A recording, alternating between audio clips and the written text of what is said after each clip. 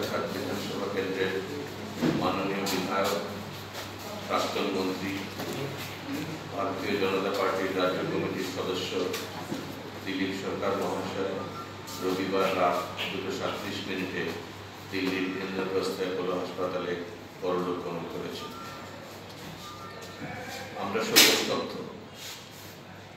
বিধায়ক দিলীপ সরকার ছিলেন নম্রতা এবং কর্মক্ষমতার মূর্ত প্রতীক। তার মতো হৃদয়বান মানুষ পাওয়া দুষ্কর। এলাকার প্রত্যেক মানুষের সঙ্গে দল ও মত, জাতি, ধর্ম নির্বিশেষে তার আত্মীয়তা ছিল। এমন মানুষ পাওয়া দুষ্কর হবে যিনি দিলীপ বাবুর সহায়তা বিপদে আপদে পাননি। 1957 সালের 8 ডিসেম্বর জন্মগ্রহণ করেন প্রয়াত দিলীপ সরকার। মৃত্যুকালে তার বয়স হয়েছিল 62 বছর। 1988 সালে প্রথম বিধানসভার সদস্য হন এবং ফেব্রুয়ারি 1992 সালে স্থানীয় স্বায়ত্ত শাসন এবং পূর্ত দপ্তরের রাষ্ট্রমন্ত্রী হন।